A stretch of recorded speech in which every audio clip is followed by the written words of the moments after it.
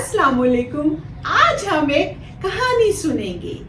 एक हाथी था, बहुत भारी और बहुत शरारती। उसकी दोस्ती एक दर्जी से हो गई थी। जी हाँ, दर्जी, वो जो कपड़े सीता है मामा और पापा के। ठीक है, वो दर्जी के पास रोज जाता। कौन जाता? हाथी। हाथी रोजाना दर्जी के पास जाता और दर्जी जो था वो उसे एक रोटी का नवाला दे देता। हाथी चला जाता वो रोटी का नवाला लेकर एक।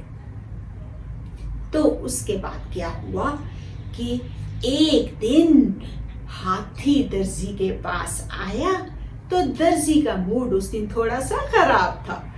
दर्जी ने उसको भारी हाथी को रोटी का लुकमा नहीं दिया। उसने अपने मूड के तहत, अपने उस दिन जो खराब मूड था ना उसकी वजह से अपनी सुई उठाई और हाथी की सूंड पे चुभो दी। हाथी को बहुत गुस्सा आया, वो चला गया और उसने दर्जी को कुछ भी नहीं कहा। उससे अगले दिन जब हाथी आया तो उसने अपनी सूंड में कीचड़ भरा हुआ था जी।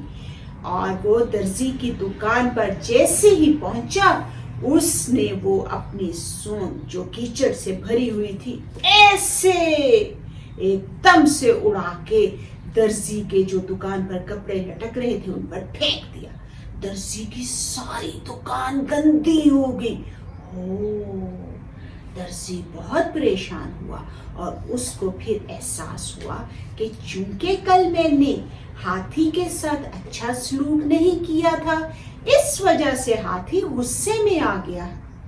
तो हमने इस कहानी से क्या सीखा कि हमें हर किसी से, खा वो इंसान हो या जानवर या परिंदा, हमें उनके साथ अच्छा सलूक करना चाहिए ताकि दूसरा भी हमारे साथ अच्छा सलूक करे और हम सब फिर खुश रहें।